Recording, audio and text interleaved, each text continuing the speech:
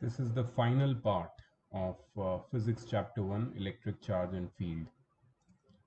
तो ये पूरी जर्नी को थोड़ा समझ लो तुम लोग, कैसे हम लोग कहाँ से शुरू किया था and then where we are at right now.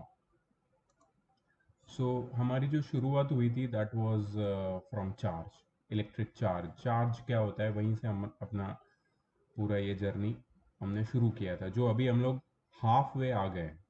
Electric charge के बारे में जो स्टडी है वो करते करते we have covered 50%, more than 50% you can say of the journey. ये सबसे हैवी चैप्टर है, पहले दो चैप्टर सबसे हैवी है चार्ज के बारे में. बाद में वो चैप्टर्स जो है तुम्हें ज़्यादा लगते होंगे, लेकिन वो छोटे हो जाते हैं. ठीक है, उनका जो कंटेंट है वो इतना डिफिकल्ट या फिर इतना चैलेंजिंग नहीं रहता है, तो वो स्पीड भी फिर बढ़ने लगती है. बट ये जो पहले दो chapter, electric charge and field और इलेक्ट्रिक पोटेंशियल एंड कैपेसिटेंस, सबसे हैवी, सबसे ट्रिकी है, सबसे ज़्यादा लेंदी है, सबसे ज़्यादा नए टॉपिक्स है इसके अंदर. तो हमारी जो शुरुआत हुई थी that was from electric charge. ठीक है, उसके बाद force due to and electric charge, उसके बारे में हमने बात की. बेसिकली इसमें हमने पढ़ा कूलम्स लॉ.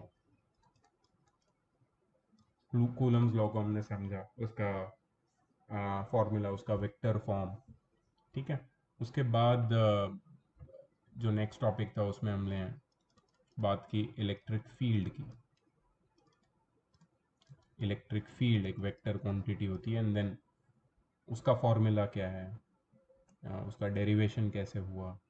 ठीक है, इलेक्ट्रिक फील्ड के बाद हम लोग आए डाइपोल के ऊपर. और डाइपोल की वजह से जो इलेक्ट्रिक फील्ड होता है वो कैसा होता है.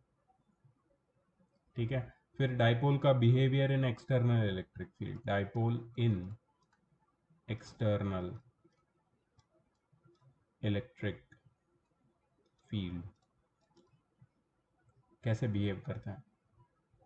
ठीक है, और आई थिंक लास्ट पार्ट जो था इसमें हम लोगों ने कंटिन्यूस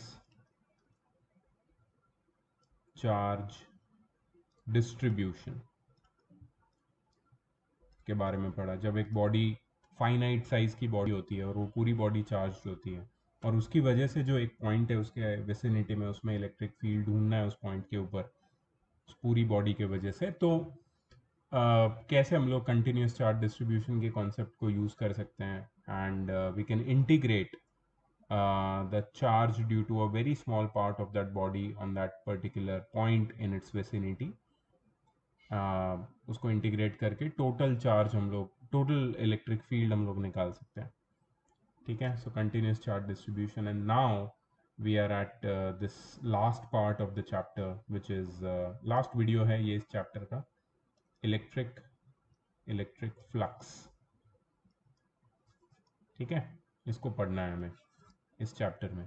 तो ये हमारी जर्नी थी और ये बहुत इम्पोर्टेंट है. इसमें छोटी छोटी चीज़ें हैं जिसके ऊपर ट्रिकी क्वेश्चंस कम्पिटिटिव एग्जाम्स में, बोर्ड्स में आते ही हैं, आते ही है. हमने जितना हो सके उतना डिटेल्स में हम लोग ने जाके पढ़ा है. फिर भी मैं मानता हूँ कि इतना प्रॉब्लम सॉल्विंग में 100% एफिशिएंसी हमारी नहीं है अभी भी. मैंने जो भी एक्सरसाइज दी उसमें, मतलब हर एक्सरसाइज में तुम्हें एटलीस्ट 2 से 3 क्वेश्चंस में डाउट आए, और कुछ डाउट्स मैंने क्लियर किए, कुछ अभी तक अपने क्लियर नहीं हुए, बिकॉज हमें सिलेबस को आगे लेके जाना है. तो मैं मानता हूँ कि ये जो प्रोसेस है डाउट सॉल्विंग का वो चलने वाला है लंबा. बट इसकी वजह से अपना जो टॉपिक कवरिंग है वो नहीं रुकना चाहिए. सो आई वुड प्रेफर कि हम आगे बढ़ते रहें टॉपिक के साथ, और फिर ये डाउट्स को इकट्ठा करके फिर एक साथ रिवीजन के टाइम पे हम सॉल्व करें. ये मैं तुम्हें बार बार बता रहा हूँ. तुम्हारे स्कूल में भी 6th चैप्टर चल रहा है, मेरा फर्स्ट चैप्टर खत्म हो रहा है. So they are not covering all the details.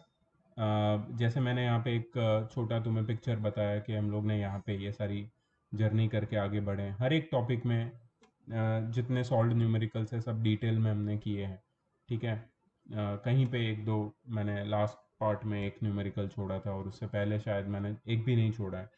तो कंसिडरिंग के जिस डेप्थ से हम लोग पढ़ रहे हैं, जिस स्पीड से हम जा रहे हैं, वो जस्टिफाइड हो रहा है, because we are going into depth of each and every topic, each and every derivation, each and every numerical whichever is possible, and then we are going ahead.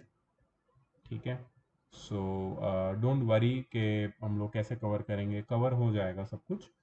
The speed will increase now as these two main chapters will get over, but still we have one more chapter to go, one more chapter in our hand after this, the second chapter, which is tricky, and uske baad fir things are going to get easier. Okay, chalo, so electric flux समझने के लिए हमको एक नया topic है जिसको हमें बहुत अच्छे से समझना पड़ेगा, विच इज एरिया वेक्टर। ठीक है, एरिया को हम लोग स्केलर क्वांटिटी मानते हैं, बट कुछ साइंटिफिक कैलकुलेशंस ऐसे होते हैं जिसके लिए एरिया का ओरिएंटेशन मतलब डायरेक्शन जरूरी हो जाता है कंसिडर करना। इसीलिए एरिया को हम वेक्टर क्वांटिटी बना देते हैं। For certain scientific calculation, we make area into a vector quantity. That means area के साथ हम डायरेक्शन को एसोसिएट कर लेते हैं।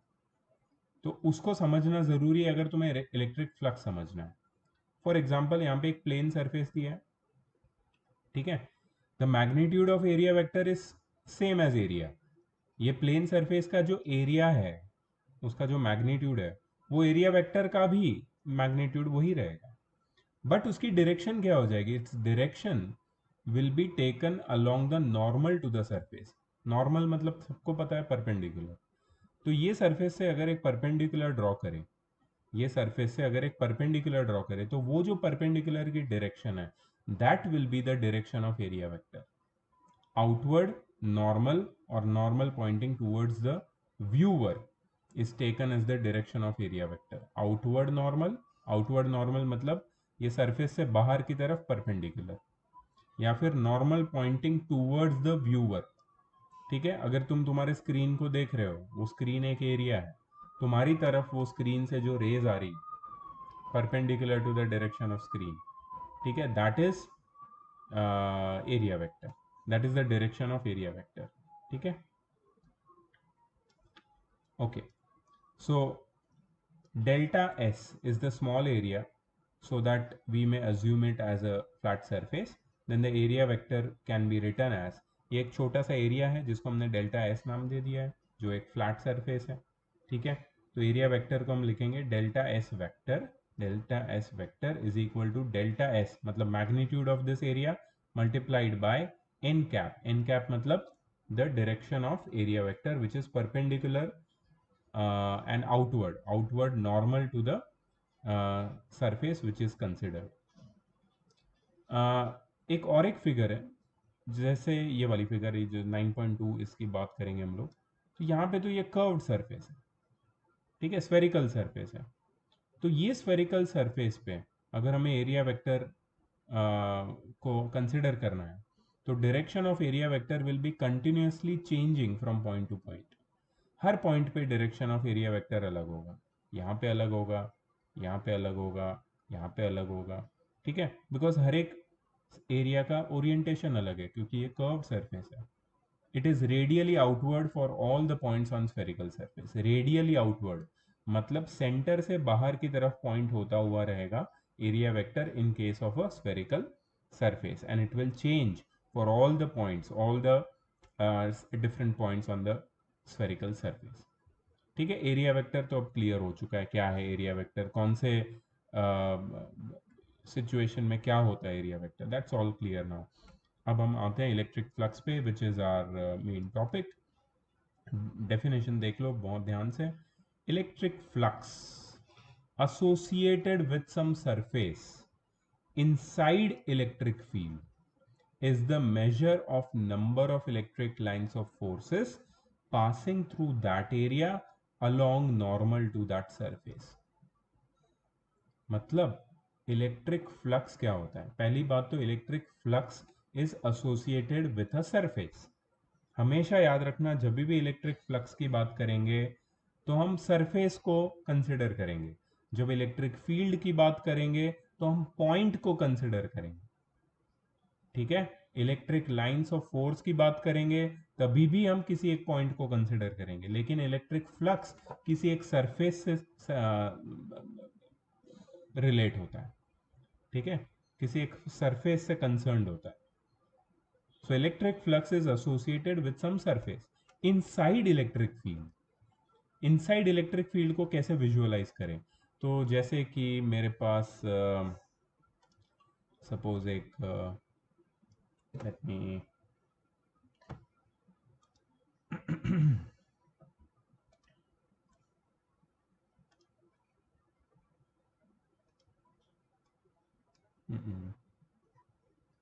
Just a moment.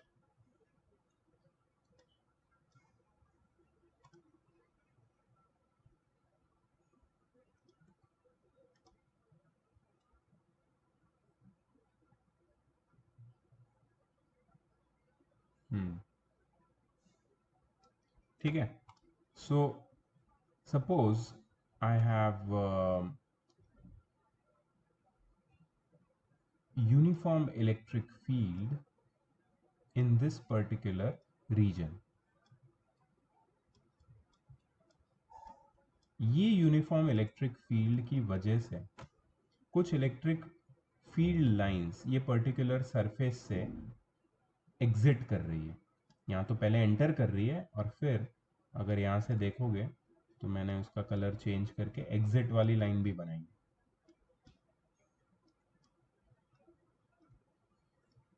ठीक है, सो क्या हो रहा है, certain number of electric field lines are passing through this surface. ये सरफेस से कुछ number of field line pass हो रही है, किसकी वजह से पास हो रही है? ठीक है, इलेक्ट्रिक फील्ड की वजह से पास हो रही है। अब इलेक्ट्रिक फील्ड तो हर जगह है। ठीक है, so if you see electric field, ये ग्रीन लाइन से मैं बनाऊं तो इलेक्ट्रिक फील्ड तो हर जगह है। और ये सरफेस कहां पे है? Where is this surface kept? This surface is within an electric field. ये जो सरफेस है, ये जो मैंने ड्रॉ की है सरफेस, ये इलेक्ट्रिक फील्ड के अंदर है। और इलेक्ट्रिक फील्ड के अंदर होने की वजह से कुछ इलेक्ट्रिक फील्ड लाइंस इसमें से भी पास हो रही है। यही तो बात कर रहे हैं यहाँ पे, electric flux associated with some surface. इस सरफेस के साथ इलेक्ट्रिक फ्लक्स एसोसिएटेड है, वो क्या है? अच्छा, ये सरफेस कहाँ है? Inside electric field, inside the electric field. तो इलेक्ट्रिक फ्लक्स इससे एसोसिएटेड हमें ढूंढना है, तो कैसे ढूंढेंगे? It is the measure of number of electric field lines, measure of number of electric field lines of forces passing through that area along normal to the surface, passing through that area along the normal to the surface। ये surface से normal जो electric lines of forces पास हो रही है, ठीक है, उसका major होता है इलेक्ट्रिक फ्लक्स। नॉर्मल याद रखना, नॉर्मल। अगर इलेक्ट्रिक फील्ड लाइंस नॉर्मल नहीं पास हो रही, ठीक है, तो we can not consider electric flux in the manner which we are considering right now. Then we have to change our orientation or you can say the measure of number of electric field lines vectorially। उनको हमें normal direction में resolve करके फिर देखना पड़ेगा। ठीक है, but वो कैसे करेंगे, थोड़ा सा कॉम्प्लिकेटेड मामला है जो आगे सिंपल होता जाएगा। बट पहले इलेक्ट्रिक फ्लक्स की डेफिनेशन को समझो। Electric flux associated with any surface inside electric field is the measure of number of electric lines of force और electric field lines passing through that area along the normal to the surface. मतलब एक बात यहाँ पे clear होनी चाहिए तुम्हें कि electric field lines, electric field lines must be along, electric field lines must be along the normal, must be along the normal uh, to the uh, surface considered, that is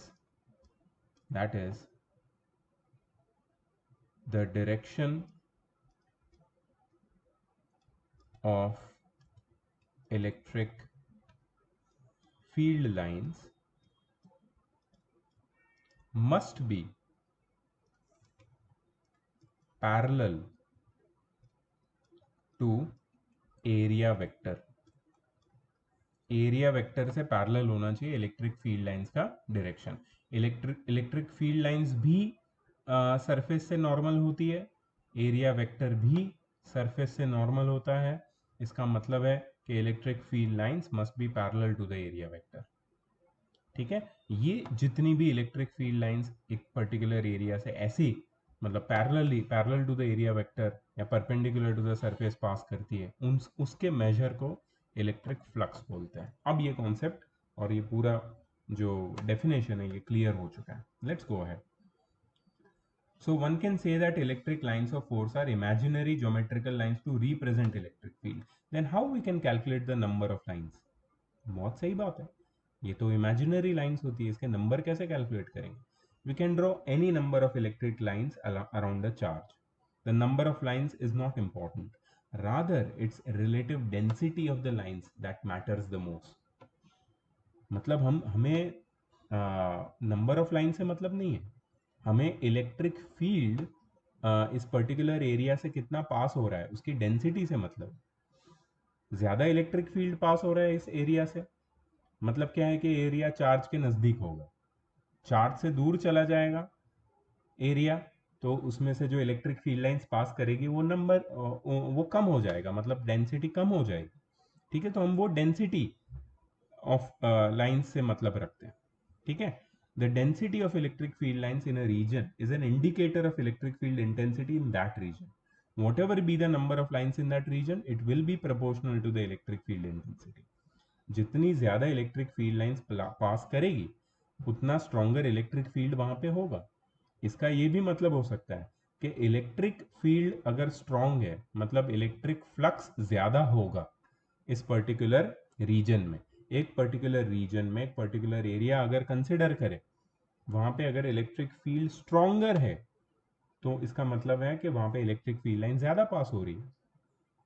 ठीक है, electric field line ज़्यादा पास हो रही है मतलब वहाँ पे electric flux ज़्यादा है, इलेक्ट्रिक फील्ड ज़्यादा, इलेक्ट्रिक फ्लक्स ज़्यादा, इलेक्ट्रिक लाइंस ऑफ फोर्स ज़्यादा. ठीक है, the number of electric lines of force in a region is proportional to the electric field intensity.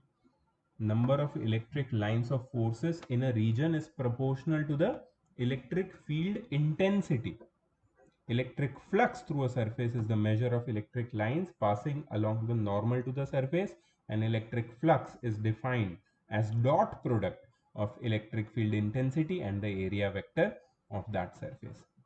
ठीक है, अब क्योंकि electric flux is directly proportional to electric field and electric field lines, इसकी वजह से हमने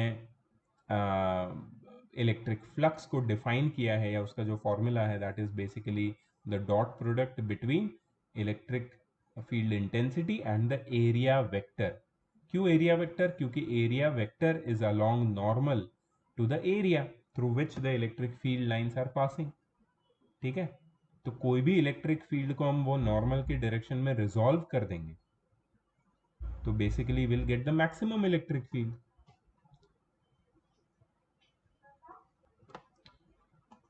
सो referring to figure 9.3, let delta S vector be the small area segment vector. ठीक है, delta S vector be the small area segment vector. delta S vector अब यहाँ पे दिखाया नहीं है, लेकिन ये जो एरिया है रेड कलर का that is delta S vector. Electric field intensity E is it an angle theta with the normal to the surface. मतलब ये जो इलेक्ट्रिक फील्ड लाइंस है they are all basically passing perpendicular to this electric field which is whose direction is shown here. Let me do it with the black line.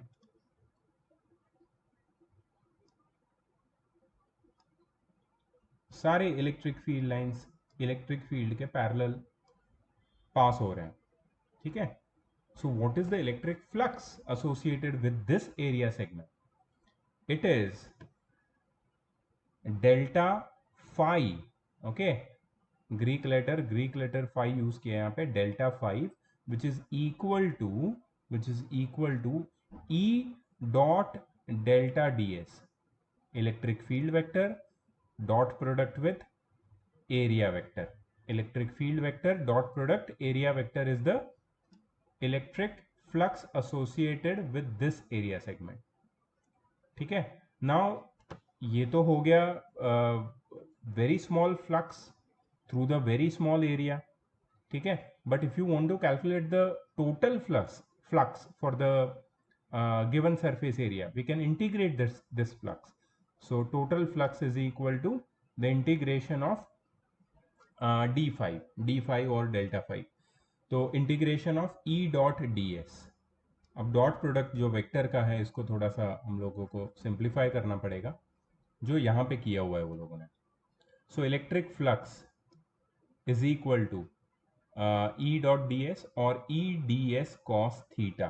तो यहाँ पे E D S cos theta आ जाएगा और फिर integration करके इसको simplify करते हैं। Theta is the angle between the electric field intensity and normal to the surface area. अब ये फॉर्मूला यहाँ पे वो लोग ने छोड़ दिया है, बट क्वेश्चन के स्पेसिफिक हमें इस फॉर्मूला को सॉल्व करके सिंप्लीफाई करना पड़ेगा। और आगे हम एक गॉस थियरम पढ़ने वाले हैं, and according to that Gauss theorem electric flux through any given area is equal to dot product of E dot ds, which is basically equal to Q. Q क्या है? सोर्स चार्ज, जिसकी वजह से ये flux create हुआ है, जिसकी वजह से इलेक्ट्रिक फील्ड क्रिएट हुआ है, अपॉन एप्सिलॉन नॉट। और इसका जो डेरिवेशन है ये हमें सीखना है, ठीक है। सो यहाँ तक हमने क्या पढ़ा है? हमने सिर्फ इलेक्ट्रिक फ्लक्स का एक प्रिलिमिनरी फॉर्मूला पढ़ा है। इसके ऊपर कुछ एग्जाम्पल है वो देख लेते हैं। चलो, first example, electric field intensity in a given region of a space is given by electric field intensity दी है 4i cap plus 6 perpendicular components के फॉर्म में दी है 6j cap plus 3k cap newton per coulomb. Consider a plane surface area 10 units parallel to YZ plane. Consider a plane surface area 10 units parallel to YZ plane. अच्छा, तो YZ plane क्या होता है?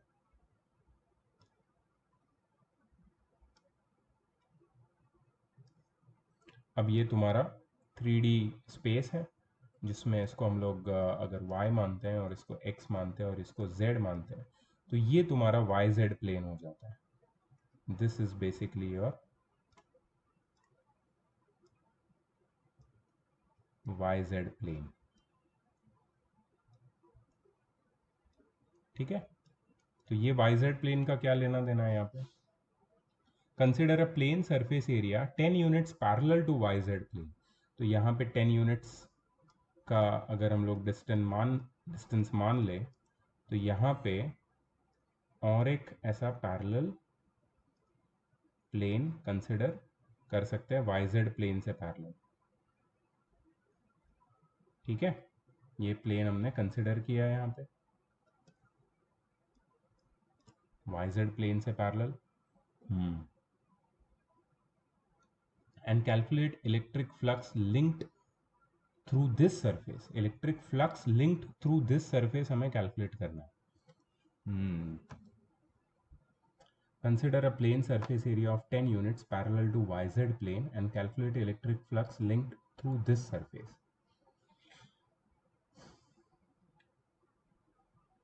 Electric field intensity in a region of space is given by, okay, तो ये electric field intensity का जो direction है ये हमें देखना पड़ेगा।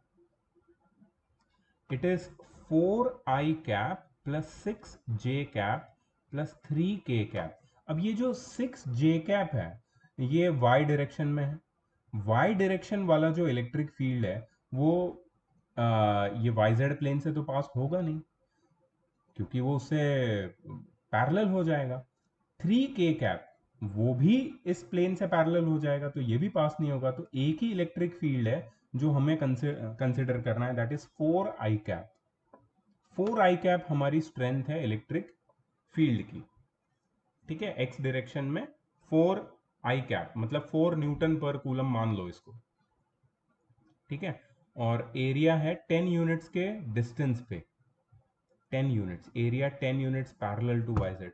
अच्छा, मुझे लगता है ये 10 यूनिट्स का डिस्टेंस बोल रहे हैं या एरिया का मैग्नीट्यूड बोल रहे हैं।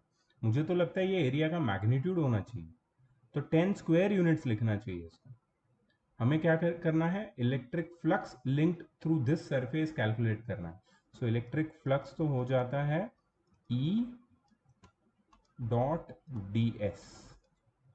ठीक है, ई डॉट डी एस, ई की वैल्यू है 4 डॉट डी एस। अब बिकॉज यहाँ पे एरिया वेक्टर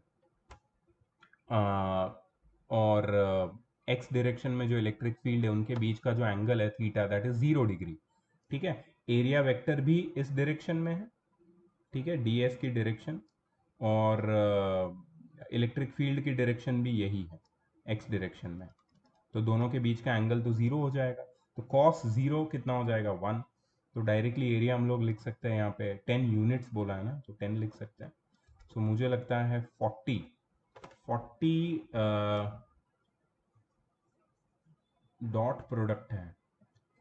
इसका ऐसा यूनिट हमें बताया नहीं है ना अभी तक। ई D S, electric flux, I think electric field पर यूनिट एरिया होना चाहिए। सो Newton per coulomb per metre square या पर यूनिट स्क्वायर।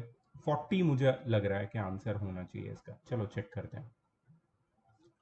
ठीक है, so as the plane surface is parallel to yz plane, the area vector A points along the positive direction of x axis. So area vector is 10 I cap. Okay, very good. उसके बाद क्या बोला है वो लोग ने, electric flux through the area is E dot A, E dot D S या फिर ए, कैसे भी हम ले सकते हैं।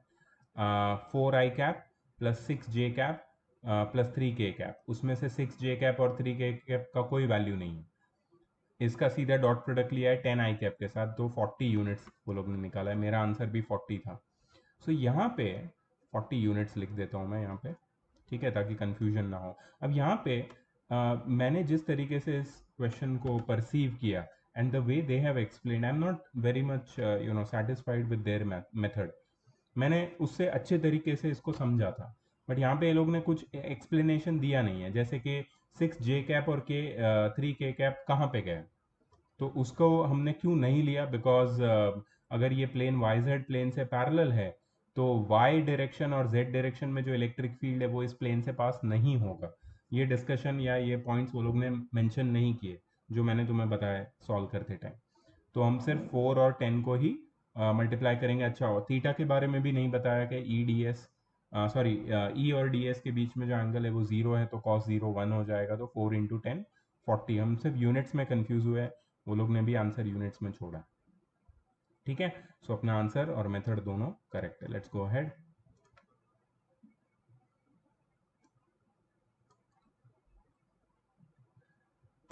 यहाँ पे ये लोग गॉस लॉ बोल बोल तो रहे हैं, लेकिन गॉस लॉ तो अभी तक आया नहीं है। Let me just check once. तो मैंने अभी चेक किया, गॉस लॉ अभी इसके बाद आने वाला है। इसके बाद और एक एग्जाम्पल है, फिर गॉस लॉ पढ़ते हैं, फिर उसके एग्जाम्पल है, बट फिर भी देख लेते हैं गॉस लॉ में क्या बोला है। गॉस लॉ प्रूव नहीं किया है हमारे पास, लेकिन हमारे पास उसका फॉर्मूला है कि the electric flux through any area is E D S which is equal to Q by epsilon naught. ठीक है, तो चलो देखते हैं क्वेश्चन क्या है। A cylindrical surface is placed in uniform electric field in such a manner that the axis of cylinder is parallel to the electric field intensity। ठीक है, तो इलेक्ट्रिक फील्ड हम पहले ड्रॉ कर लेते हैं। ये एक्सटर्नल इलेक्ट्रिक फील्ड है।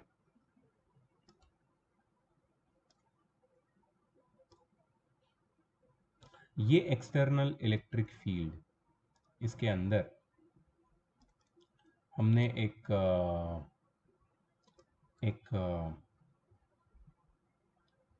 सिलेंडर को रखा है जिसकी एक्सिस पैरेलल है इलेक्ट्रिक फील्ड इंटेंसिटी से, तो ये सिलेंडर कैसा होगा?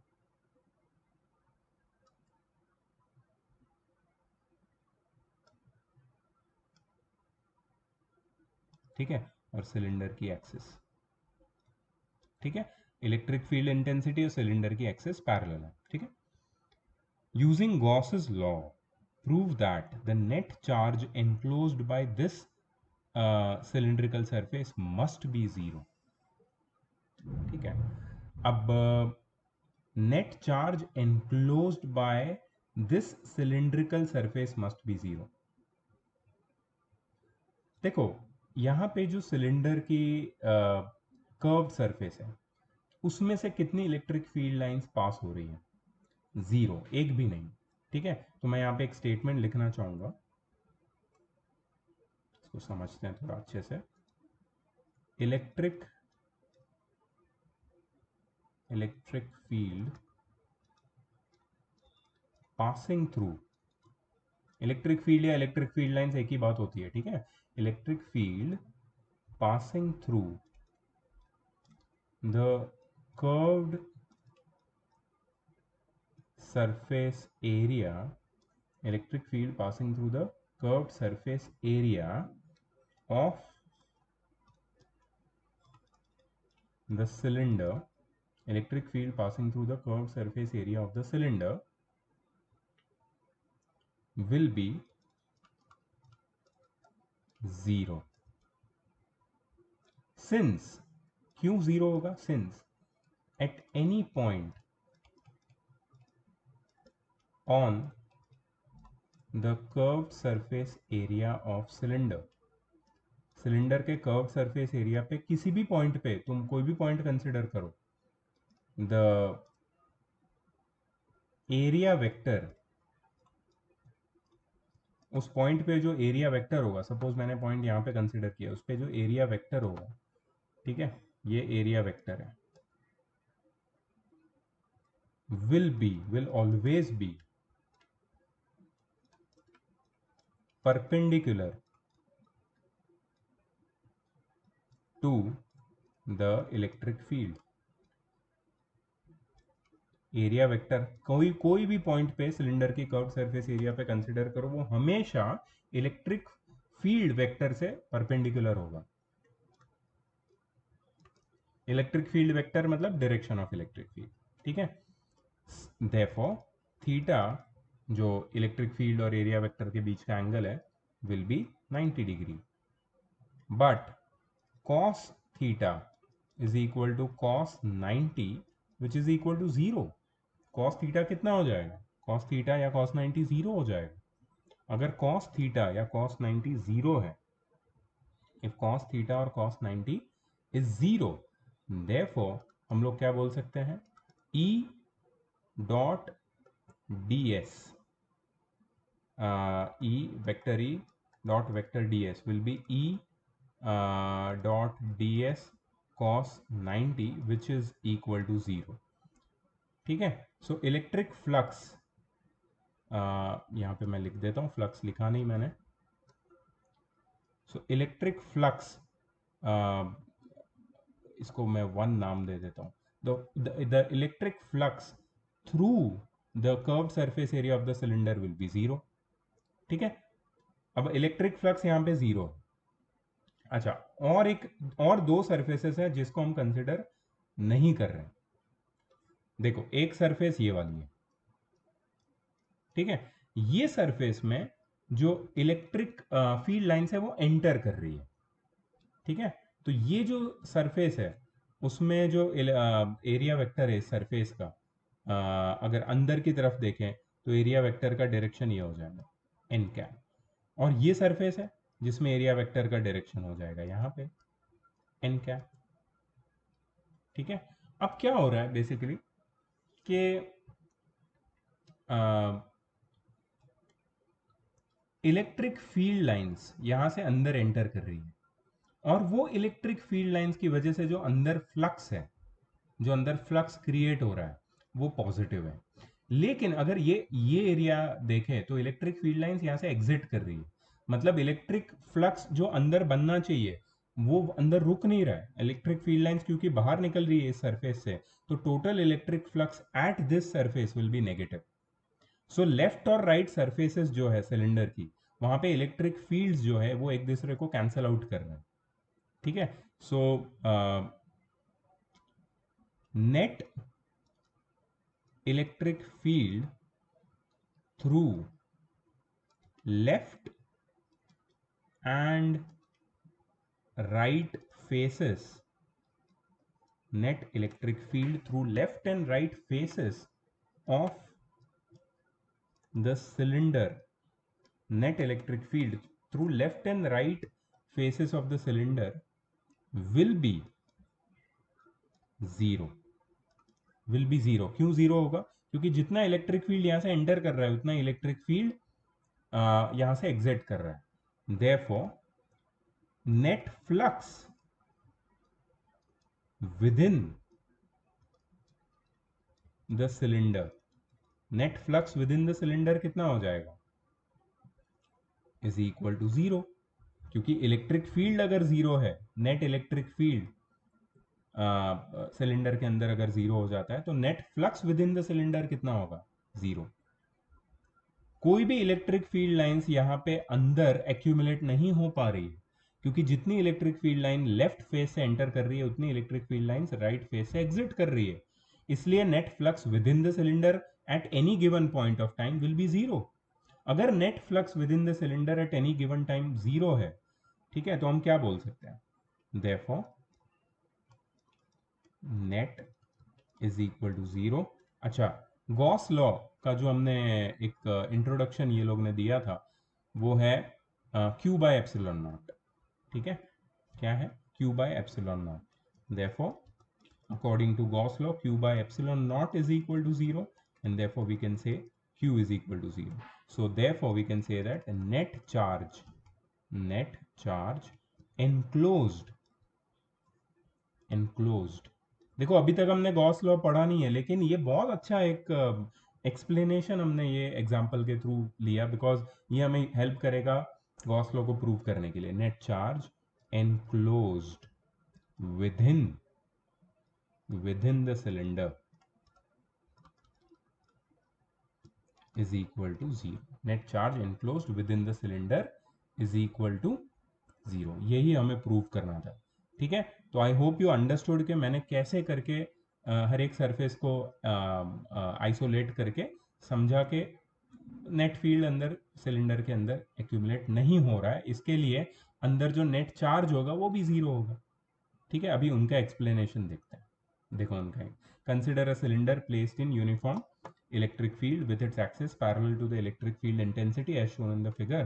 The electric flux through the cylinder can be calculated as sum of the flux through all the surfaces।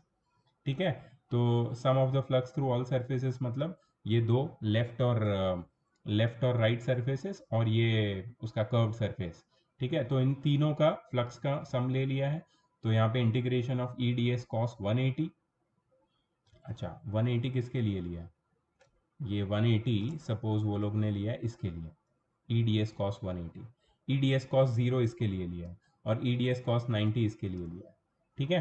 तो ई डी एस कॉस 180 को minus E into integration of D S लिया है, cos 90 तो कैंसिल जीरो हो जाएगा, और E D S cos 0 को ई D S ले लिया है जो जीरो हो जाता है, ठीक है। इसके लिए नेट फ्लक्स जीरो है तो नेट चार्ज भी जीरो रहेगा। Very nice, actually this method जो मैंने लिखी है चीज़ें वो तो हमने एक्सप्लेनेशन के लिए बहुत अच्छी है, बट तुम्हें अगर एग्जाम में आंसर देना है उसके लिए ये मेथड से अगर तुम लिखोगे तो it will be much more smaller, shorter, simpler, ठीक है। तो वो लोग ने डायरेक्टली फ्लक्स का फॉर्मूला अप्लाई करके they have proved it. So understanding is one thing which you definitely use in problem solving, definitely for the competitive level पे काम आता है, बट एक्सप्लेनेशन या फिर जो उसका स्टेप्स है, कैसे तुम उसको एक्सप्लेन कर रहे हो और कैसे तुम्हारा यू नो एक मेथड है सॉल्व करने का, वो बहुत मैटर करता है बोर्ड्स के लिए, जो तुम्हें बहुत क्लैरिटी के साथ समझाना आना चाहिए। कम्पिटिटिव एग्जाम में तुम कैसे समझा रहे हो उसका कोई मतलब नहीं है, तुम कितने टाइम में कितने प्रॉब्लम सॉल्व कर रहे हो बस उतना ही है। How you are explaining it to yourself, that's what matters. वहाँ पे सिर्फ फाइनल आंसर मैटर करता है। तो हमें वो भी स्किल को अक्वायर करना है, लेकिन वो एक अकेली स्किल नहीं है जिसके ऊपर हम बेस्ड हो सकते हैं। ठीक है, चलो। अ point charge plus Q is placed at a point, calculate the electric flux associated with one sphere of radius r with the given point charge at its center। ये गॉस लॉ का मैं बोलूँगा कि गॉस लॉ का epitome है। ये एक sphere है जिसके सेंटर पे एक चार्ज रखा है प्लस क्यू, और ये स्फीयर की रेडियस है आर। तो calculate the electric flux associated with the curved surface area of this spherical object. ठीक है, अगर इसके सेंटर पे प्लस क्यू चार्ज है तो इसके इसके सरफेस पे कितना इलेक्ट्रिक फ्लक्स एसोसिएट होगा। अब देखो, हमें पता है कि इलेक्ट्रिक फ्लक्स का फॉर्मूला क्या है। Electric flux is equal to integration of E D S, right, यही हमें पढ़ा था। यहाँ पे जो फॉर्मूला दिया था, integration of E dot D S, integration of E dot D S. ठीक है, अब electric field at a distance r due to this charge, point charge q, will be constant on the surface of the sphere, because at any point of the surface of the sphere will be at equal distance from the center। ठीक है, तो electric field कितना होगा source charge की वजह से, ये हमको पता है। Let us write it, 1/4 pi epsilon naught into Q upon R square, ये होगा इलेक्ट्रिक फील्ड। ठीक है, और इलेक्ट्रिक फील्ड हमेशा आउटवर्ड होता है, तो कोई भी एरिया वेक्टर पकड़ो, एरिया वेक्टर और इलेक्ट्रिक फील्ड हमेशा उस पॉइंट इस सेंटर पे रखे हुए चार्ज की वजह से जो इलेक्ट्रिक फील्ड है और एरिया वेक्टर है ये स्फीयर की सरफेस के ऊपर, वो दोनों हमेशा पैरेलल होंगे, मतलब थीटा हमेशा 0 डिग्री होगा। तो ई डी एस क्या होगा, इसको डी एस ही रखते हैं अभी। ठीक है, डी एस। अब यहाँ पे कांस्टेंट क्या क्या है, चार्ज क्यू कांस्टेंट है, आर कांस्टेंट है, 1/4 पाई एप्सिलॉन नॉट, ये सब कुछ कांस्टेंट है। So 1/4 sorry Q upon 4 pi epsilon naught R square integration of D S. ठीक है, अब हमें क्या करना है पता है, ये पूरे एरिया को इंटीग्रेट करना है बेसिकली। तो ये छोटे पॉइंट के एरिया को इंटीग्रेट करेंगे तो हमें क्या मिलेगा, पूरे स्फीयर का टोटल सरफेस एरिया।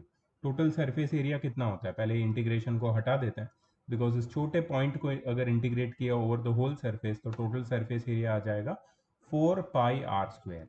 कितना आ जाएगा, 4 पाई आर स्क्वेयर। ये आर स्क्वेयर ये आर स्क्वेयर कट जाएगा, ये 4 पाई कट जाएगा, तो फाई कितना आएगा, phi will be Q upon epsilon naught, Q upon epsilon naught. And ये इफ यू रिमेंबर ये फॉर्मूला किसने दिया था, गॉस लॉ ने दिया था। ठीक है, so point charge plus Q which is placed at the centre of any sphere will have the effect of electric flux on the surface of sphere which is equal to q upon epsilon naught। let's check, ये derivation है Gauss law का जो हमने पहले ही कर दिया। ठीक है, let's check whether it is correct और not. See, electric lines of force for a point charge are directed radially outward in all direction, जो मैंने तुम्हें बताया था। The direction of area segment selected anywhere on spherical surface is also radially outward। The angle between the electric field intensity and area vector at any point on the sphere remains zero, though electric field intensity and area vector both are continuously changing direction from point to point। So refer to the given figure। Same चीज जो उन्होंने किया है, cos theta वो लोग ने लिया है 0, जो मैंने बताया था ओरली। ई डी एस की वैल्यू ई को बाहर लिया है 1/4 pi epsilon naught Q upon R square. So here the final answer is which matches with our final answer, absolutely correct. ठीक है, तो गॉस लॉ पे हम आ चुके हैं। गॉस लॉ के बाद उसके न्यूमेरिकल्स हैं, and I think the chapter is getting over here. शायद एक दो चीज़ें और पढ़ने मिलेगी, बट न्यूमेरिकल्स खास करके ज़्यादा है गॉस लॉ के ऊपर। So let's start with Gauss law. So Gauss's law is the one of the fundamental laws of electromagnetism. If you see this figure 10.1, there are certain charges distributed in space. The resultant field in space can be visualized as superposition of electric fields created by the individual charges that we already know. Visualize one hypothetical three-dimensional closed surface of any shape and size. This surface must not pass through any charge. So there are some charges inside this closed surface and some charges outside this closed surface. Charges may be inside the three-dimensional surface volume or outside. This surface is known as Gaussian surface. Gaussian surface, remember. Small letters are used here to represent charges inside, and capital letters are used to represent charges which are outside, just to differentiate them. So Gauss's law states that the total electric flux through a Gaussian surface depends on only on charges inside its volume.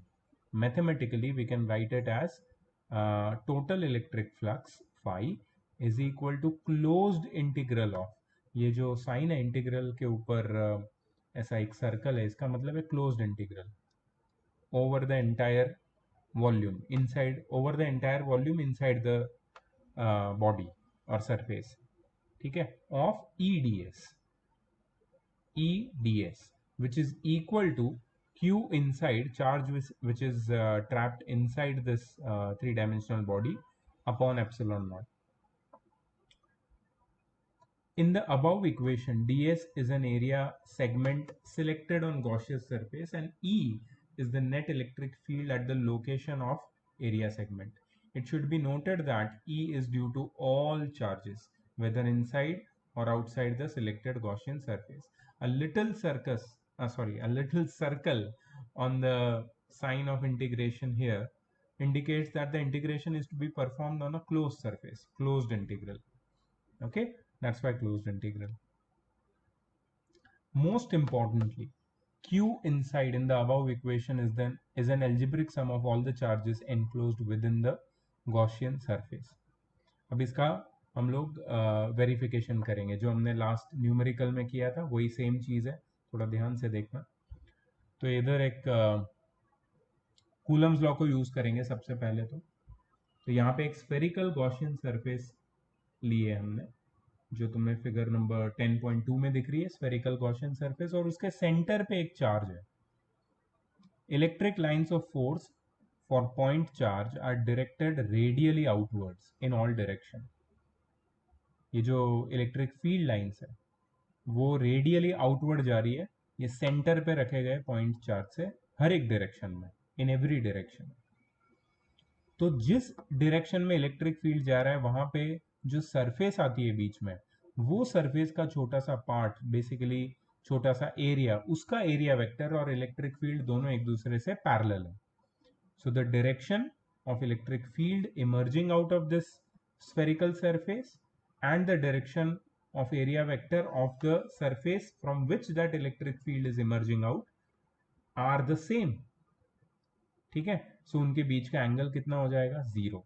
Though both the electric field intensity and area vector are continuously changing the direction from point to point, the angle between them at that particular point always remains 0, ठीक है। सो अगर इसमें हम लोग electric flux निकालेंगे at any particular point, वो कितना हो जाएगा, electric flux will be equal to the closed integral over the whole sphere of vector E dot vector ds, that is area vector. That is, electric flux will be closed integral over the whole sphere's surface of E ds cos 0, which is nothing but E ds, closed integral of E ds over the whole sphere. Since the magnitude of E is same everywhere It can be taken out of integration, which is basically equal to 1 upon 4 pi epsilon naught q upon r square multiplied by ds, closed integral of ds. Now closed integral of ds is nothing but the total sum of the area of the sphere, which is the total surface area of sphere. Integration of ds करेंगे तो total surface area मिलेगा sphere का, which is 4 pi r square. तो हमने 4 pi r square लिख दिया, and when we solve this, simplify this, we get the total flux is q upon epsilon naught. Phi is equal to q upon epsilon naught. This is the result we get from Gauss's law. ठीक है, तो याद रखो Gauss's law का verification हमने sphere में किया है, बट ये एप्लीकेबल है for any shape of close surface. The total electric field through the total electric flux through any closed surface will be equal to the charge inside it upon epsilon naught, the charge enclosed upon epsilon naught. ठीक है, अब एक face of a cube ले लो, electric flux through each face of a cube ले लो. ठीक है, तो ये क्या हो जाएगा, Q upon 6 epsilon not, Q upon 6 epsilon not. तो ऐसा क्यों लिया है, क्योंकि क्यूब में 6 फेसेस होते हैं. ठीक है, अगर किसी एक सिंगल फेस को हम लोग लेंगे तो वो सिंगल फेस का जो एरिया है वो सारे फेसेस का टोटल सरफेस एरिया का 1/6 होगा. इसलिए electric flux through each face of the cube will be q upon 6 epsilon naught, and total flux through a cube will be q upon epsilon naught. So total flux through a sphere is also q upon epsilon naught. Total flux through a cube is also q upon epsilon naught. Total flux through any random surface, any shape, will be q upon epsilon naught. ठीक है, flux density और एक है important, phi upon a, that is flux per unit area. ठीक है, numericals शुरू करें. चलो फर्स्ट न्यूमेरिकल देखते हैं क्या है ये.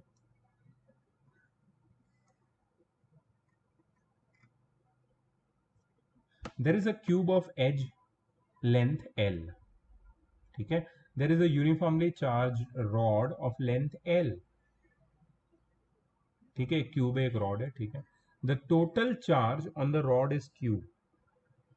ठीक है, what maximum and minimum electric flux through the surface of cube are possible if one end of the rod is at the center of the cube. तो ये क्यूब के सेंटर पे रॉड का एक एंड है. So they are asking what maximum and minimum electric flux through the surfaces of the cube are possible. अब ये rod की लेंथ कितनी है, L, और पूरे रॉड पे चार्ज कितना है, Q by L. So basically charge rod पे डिस्ट्रीब्यूटेड है. So charge per unit length कितना होगा,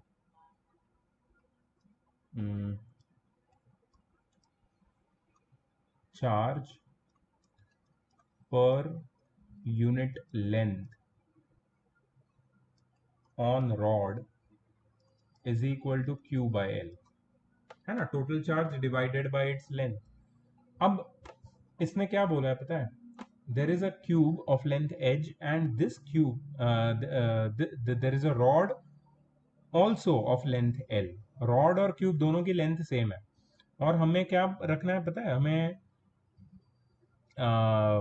रॉड का जो सेंटर है ना, एंड ऑफ द रॉड, उसको क्यूब के सेंटर पे रखना है. ठीक है, तो तुम इसको ऐसे रख सकते हो ताकि आधा रॉड बाहर रहे और आधा अंदर रहे, L/2 बाहर रहे और L/2 अंदर रहे.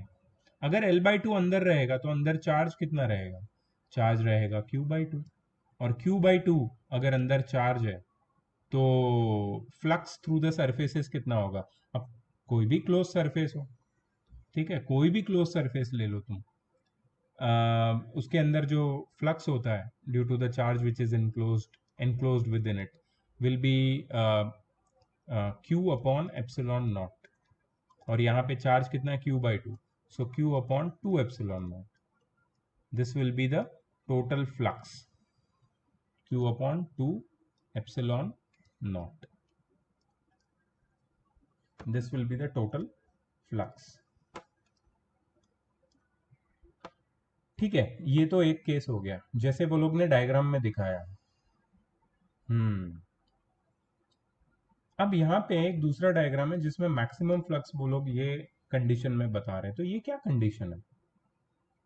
ये कंडीशन में सपोज ये तुम्हारा एक फेस है, क्यूब का एक फेस है ये, ठीक है। और ये एज के थ्रू अगर मैं रॉड को अंदर डालूं और सेंटर तक रॉड को लेके आऊं, ठीक है, तो रॉड कितना अंदर रहेगा और कितना बाहर रहेगा। रिमेंबर वन थिंग, रॉड की लेंथ और क्यूब की लेंथ सेम है। ये लेंथ और रॉड की पूरी लेंथ सेम है, कितनी है? एल। ठीक है। तो अगर मैं इसको किसी एज से ऐसे अंदर डालूं तो ये रॉड कितना अंदर आएगा वो हमें देखना है। तो बेसिकली डायगोनल ऑफ क्यूब कितना होता है ये हमें पता होना चाहिए। डायगोनल ऑफ क्यूब, सो इसका फॉर्मूला है diagonal is equal to √3 times length of the cube. मतलब ये जो पूरा डायगोनल है क्यूब, किसी भी क्यूब का, तो मैं इसका 3D में बताता हूँ।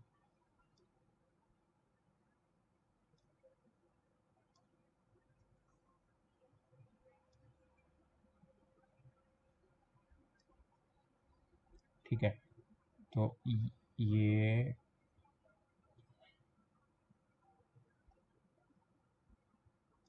ये वाले एज से ये वाले एज तक जो लेंथ है इसको हम डायगोनल बोलते हैं, और इसका लेंथ होता है √3 times the length of the cube. ठीक है। अब मैंने इसको ये जो रॉड है उसको ये एज से अंदर डाला सेंटर तक, ठीक है। तो बेसिकली जो डायगोनल लेंथ है उसका हाफ लेंथ अंदर है, ठीक है। So therefore length of rod inside, this is the only way where maximum length of rod can be within the cube. Length of rod inside cube is equal to √3 L by 2 और √3/2 into L। ठीक है। अब देखो charge per unit length on rod कितना है? Q by L। तो total charge कितना होगा? टोटल चार्ज इस केस में Q/2 था, इस केस में कितना होगा? √3L/2 into Q/L, √3Q/2, √3Q/2। ठीक है। √3Q/2 ज्यादा है या Q/2 ज्यादा है? ऑफकोर्स √3Q/2 ज्यादा है। It is √3 times more then in this case. अच्छा, किसी भी केस में हमें रॉड के एंड को सेंटर पे टच कराना ही है, तो this is the minimum possible, you can से this is the minimum possible flux which is in the first case. और मैक्सिमम फ्लक्स कितना होगा? सो मैक्सिमम फ्लक्स, यहाँ पे मिनिमम लिख देता हूँ, ठीक है। Maximum flux, just a moment,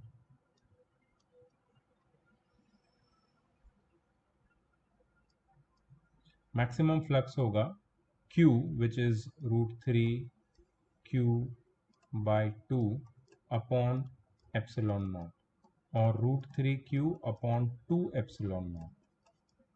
ठीक है, ये मैक्सिमम फ्लक्स होगा when you put the rod inside through any one of the corner points such that the end of the rod touches the center, and √3/2 times the length of the rod will be within the cube, and total charge within the cube will be √3Q/2, and the total flux within the cube will be √3Q/2 epsilon naught. That is maximum. Minimum will be Q/2 epsilon naught. Let's check the answer. Q/2 epsilon naught, √3Q/2 epsilon naught. Correct?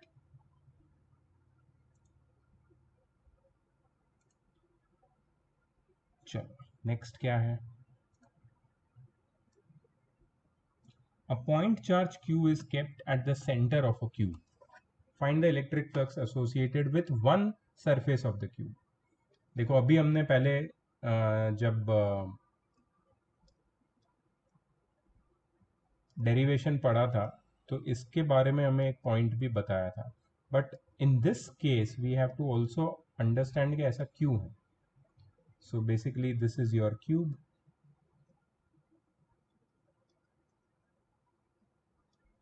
ठीक है, और इसके अंदर एक point charge है Q.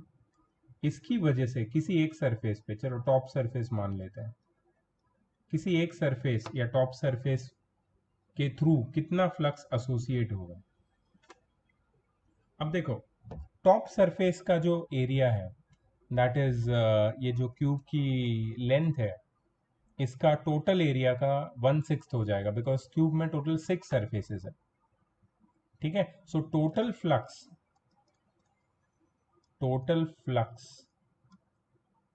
associated with total flux associated with a cube, total flux associated with a cube when a point charge q is enclosed in it, when a point charge q is enclosed in it, is equal to total flux कितना हो जाएगा, total charge upon epsilon not. Charge जो अंदर enclosed होगा upon epsilon naught. ठीक है, but since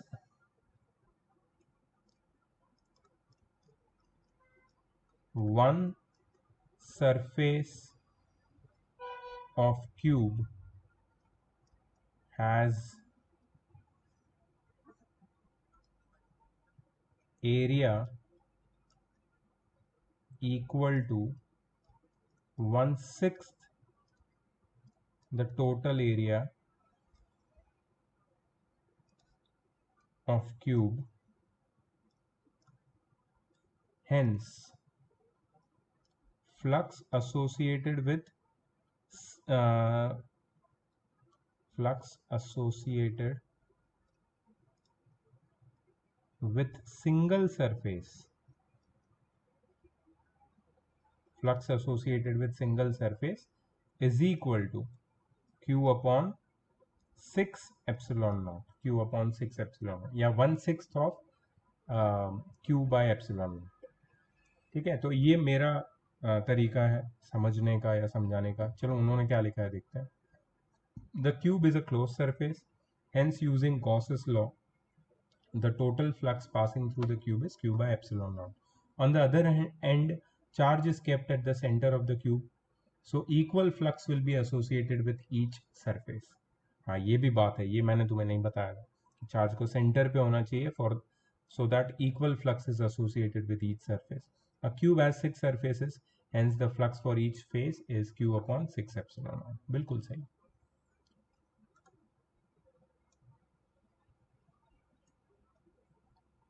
An electric dipole is placed inside a sphere.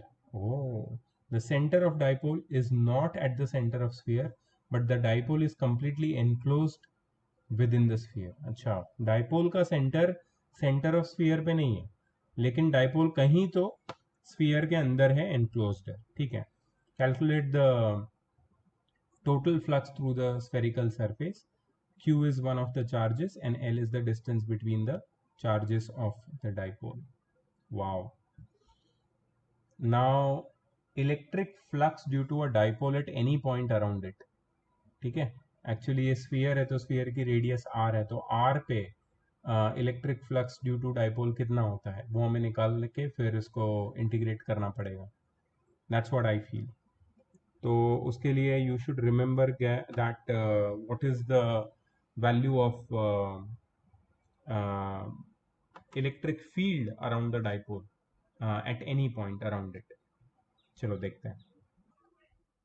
Okay, so I just saw the formula and everything, but then I checked with the answer also. and the answer is really surprising. See what they are saying is कि एक dipole को sphere के अंदर रखा है, और dipole यहाँ पे बोला है कि but the dipole is completely enclosed, q is one of the charge and l is the distance between the charges of dipole. अब अगर एक मैं स्फीयर कंसिडर करूं, ठीक है, if I consider one sphere और उसमें कहीं भी डाइपोल है एक, ठीक है, जिसमें q और q माइनस चार्जेस है, दोनों के बीच में l डिस्टेंस है. अब ये दोनों चार्जेस की वजह से जो टोटल फ्लक्स होगा, which is basically electric field lines, ठीक है, प्लस क्यू की वजह से इलेक्ट्रिक फील्ड लाइंस बाहर की तरफ जाएगी, ठीक है, माइनस क्यू की वजह से इलेक्ट्रिक फील्ड लाइंस अंदर की तरफ आएगी. So what do you think is going to happen? The net electric flux, the total electric flux through the spherical surface, जो बाहर जाने वाली और अंदर आने वाली इलेक्ट्रिक फील्ड लाइंस है, उनका सम 0 हो जाएगा. ये इसीलिए होगा कि तुम्हारे डाइपोल में इक्वल एंड ऑपोजिट चार्जेस होते हैं, ठीक है. So the total enclosed charge within the sphere becomes 0, and hence according to Gauss's law no net flux is associated with the sphere. So that is really a learning for all of us कि अगर एक dipole को sphere के अंदर किसी भी surface के अंदर इमेजिन करें, तो the total flux associated with that surface will be 0, ठीक है. चलो next. A point charge q, a point charge q is placed at the center of circular disk of radius r. Point charge q is placed at the center of circular disk of radius r. Calculate the electric flux associated with the circular disk. अब देखो, circular disc, अगर मैं circular disc imagine करता हूं, is a circular disc an enclosed surface? यहां पे plus Q charge क्यों ना हो, बट ये जो सर्कुलर डिस्क है, क्या ये एनक्लोज्ड सरफेस है? सो अगर ये एनक्लोज्ड सरफेस नहीं है और ये सरफेस के ऊपर एक चार्ज है, हमने गॉसेस लॉ में बहुत क्लियरली पढ़ा था कि कोई भी चार्ज ये सरफेस पे नहीं होगा, या तो सरफेस के अंदर होगा या तो सरफेस के बाहर होगा. और the total electric field, or sorry, total electric flux through the Gaussian surface depends only on the charge inside its volume. यहाँ तो वॉल्यूम है ही नहीं, यहाँ तो वॉल्यूम की बात कर ही नहीं रहे हैं, तो सरफेस के ऊपर चार्ज है. अगर सरफेस के ऊपर चार्ज है तो electric field lines passing through the circular face are parallel to its plane. Hence, no net electric flux will be associated with the circular disk. Suppose यहाँ पे ये चार्ज है, तो इसके थ्रू जो इलेक्ट्रिक फील्ड है, इसके थ्रू जो इलेक्ट्रिक ये सरफेस के अलोंग जो इलेक्ट्रिक फील्ड है, that will be parallel to the face of the surface, ठीक है, parallel to the face of surface वो होगा इलेक्ट्रिक फील्ड, ठीक है. कोई भी इलेक्ट्रिक फील्ड इसको क्रॉस नहीं कर रहा है परपेंडिकुलरली, ठीक है. इसके लिए हम लोग बोल सकते हैं कि जो नेट इलेक्ट्रिक फील्ड होगा, सॉरी, जो नेट इलेक्ट्रिक फ्लक्स होगा associated with this circular disc will be 0. No net flux will be associated with the circular disk क्योंकि it is not an enclosed surface. Next question.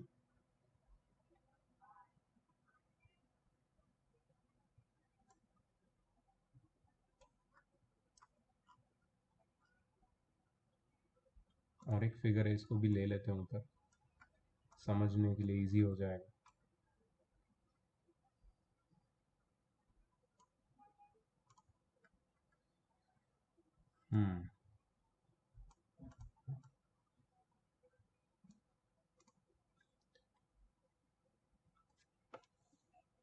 Given the components of an electric field as Ex is equal to alpha x, Ey is equal to 0 and Ez is equal to 0.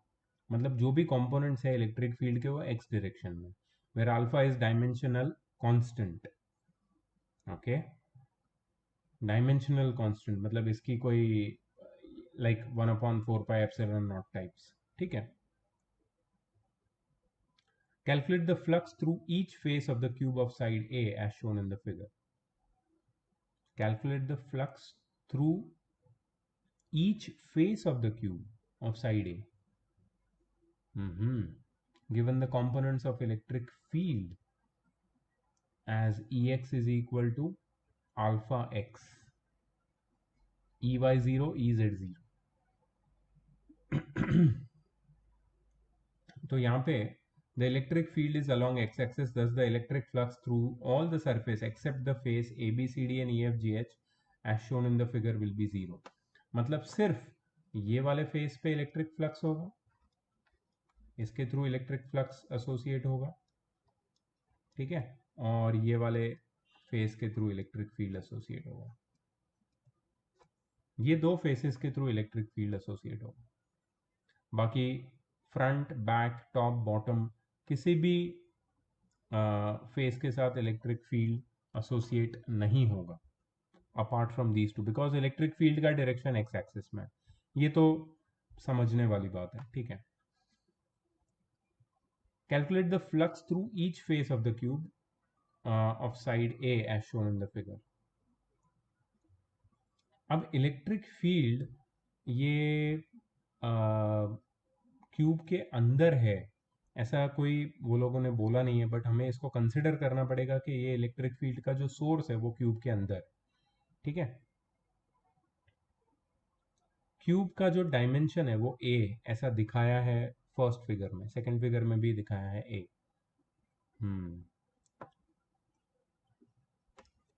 ठीक है, तो I think ये वाला face consider करते हैं सबसे पहले। तो flux associated with this particular face will be EDS, EDS, ठीक है। एक्चुअली इंटीग्रेशन ऑफ ईडीएस भी हम बोल सकते हैं। ई और डीएस के बीच में जो एंगल है वो 0 डिग्री है, तो मतलब cos 0 1 हो जाएगा। सो हम लोग ऐसे लिख सकते हैं इसको, इलेक्ट्रिक फील्ड की जो वैल्यू है वो है अल्फा एक्स मल्टीप्लाइड बाय जो एरिया है इसका that is a square, alpha x multiplied by A square. ये होगा flux through this face, and ये वाले फेस का एरिया भी सेम है तो उसके थ्रू भी फ्लक्स सेम होना चाहिए। इलेक्ट्रिक फील्ड अगर यूनिफॉर्म है तो दोनों के थ्रू फ्लक्स सेम होना चाहिए, ऐसा मुझे लग रहा है। बट एक और चीज है इसमें, एक और एस्पेक्ट है। देखो इलेक्ट्रिक फील्ड का जो डायरेक्शन है ना अलोंग एक्स एक्सिस है, अलोंग एक्सिस, एक्स एक्सिस मतलब positive direction of x axis, that is in this direction. तो इलेक्ट्रिक फील्ड यहाँ से एंटर कर रहा है और इलेक्ट्रिक फील्ड यहाँ से एग्जिट कर रहा है, इसलिए ये जो फेस है इसमें फील्ड इलेक्ट्रिक फ्लक्स पॉजिटिव है, ये समझ में आ रहा है। बट इसमें क्योंकि इलेक्ट्रिक फील्ड हमेशा अपने सोर्स से दूर जाता है, तो इसमें जो फ्लक्स रहेगा वो पॉजिटिव होगा, नेगेटिव होगा, वो अभी तक क्लियर नहीं है मुझे, ठीक है। तो आई कैन टेल दैट ये एक आंसर है पक्का, but for A B C D है या फिर ई एफ जी एच है, वो ए बी सी डी के लिए तो पक्का है, ई एफ जी एच के लिए इलेक्ट्रिक फील्ड कितना है वो हम लोग देखते हैं। चलो let's check in the answer. Magnitude of electric field at the face EFGH of the cube will be 0 at as x is equal to 0. x is equal to 0 मतलब वो लोग ने EFGH को कंसिडर किया है कि EFGH का जो फेस है वो ओरिजिन पे है, मतलब x से उसका जो डिस्टेंस है वो 0 है, तो x से डिस्टेंस 0 है मतलब इलेक्ट्रिक फील्ड 0 हो जाएगा, मतलब फ्लक्स भी 0 हो जाएगा, ठीक है। So magnitude of electric field at the face ABCD of the cube is given by alpha x or alpha into A. So total electric flux through the cube is given by EA cos theta or alpha A into A square into plus 1 cos 0 is +1. So alpha into a cube newton metre square पर coulomb. मैंने क्या लिखा है? Alpha X into a square. X की value वो लोगों ने इसकी लेंथ जितनी ली है. अब क्वेश्चन के डायग्राम और इसके डायग्राम में काफी मुझे फर्क लग रहा है. सो मैं बोलूंगा कि ये जो क्वेश्चन है इसमें इंफॉर्मेशन इतनी क्लियर नहीं थी, क्योंकि यहाँ पे अगर वो लोगों ने एक्स ओरिजिन इधर रखा और इसको एक्स माना, ठीक है, तो आई डोंट नो, मतलब इलेक्ट्रिक फील्ड का जो सोर्स है उसके बारे में कुछ बात ही नहीं की. So alpha X into a square, x को अगर ए मानेंगे तो अल्फा ए क्यूब बन जाएगा, and that way we are correct. E F G H पे इलेक्ट्रिक फील्ड जीरो होगा, ये भी सही है, बट उनका रीजन ये है because x is zero, that's why. Otherwise क्या होता, तो वो उसकी बात नहीं की है वो लोगों ने. ठीक है, so for now will understand it and move forward के ऐसे क्वेश्चंस में करना क्या है. नेक्स्ट क्वेश्चन, ये लास्ट क्वेश्चन है. There is one hollow sphere of radius 1 metre. क्या क्या दिया है देखो, रेडियस 1 मीटर दिया है हॉलो स्फीयर का, and it contains a charge of 8.85 microcoulomb as at its centre. 8.85 microcoulomb मतलब इंटू 10⁻⁻⁶ कूलम. ठीक है, at its centre. Calculate the electric flux linked with the sphere per unit area. Electric flux per unit area is defined as flux density. ठीक है, तो तुम्हें ढूंढना है electric flux per unit area, that is phi upon A. ठीक है, phi क्या होता है? फाई फाई का जो फॉर्मूला है that is Q upon epsilon naught upon A. ठीक है, so this will be 8.85 into 10⁻⁻⁶ upon area will be 4 pi r square. So 4 into pi into 1 square multiplied by epsilon naught. epsilon naught की value होती है 8.85 into 10⁻⁻12. ये याद रखना, 8.85 into 10⁻⁻12. Absolute permittivity of free space 8.85 into 10⁻⁻12. ठीक है, और इसको अगर सिंप्लीफाई करेंगे हम लोग तो ये 8.85 कट जाएगा, ऊपर आ जाएगा तुम्हारा 10⁻⁶, और नीचे रहेगा 4 पाई नीचे रहेगा. इसको हम लोग सिंप्लीफाई कर सकते हैं. सिंप्लीफाई करने के बाद will get 7.96 into 10⁻⁴ newton per coulomb. Metre square नहीं होगा क्योंकि ये फ्लक्स डेंसिटी की बात कर रहे हैं, that is electric flux per unit area. ठीक है, so 7.96 into 10⁻⁴ newton per coulomb, flux density बोलते हैं इसको. ठीक है, so that is how you have to do it. ठीक है, अभी नेक्स्ट है एप्लीकेशन ऑफ गॉस लॉ. ये मैं नेक्स्ट वीडियो में बनाता हूँ, ठीक है, क्योंकि इसमें बहुत सारे न्यूमेरिकल्स भी है और ये लेंदी टॉपिक है. इसको मैं नेक्स्ट वीडियो में कवर करूँगा, एंड नेक्स्ट वीडियो में ये टॉपिक, ये चैप्टर खत्म हो जाएगा. फिर तुम्हारे पास बहुत बड़ा होमवर्क होगा, and then will slowly start with the second chapter also simultaneously. ठीक है, so see you in the next video. Bye.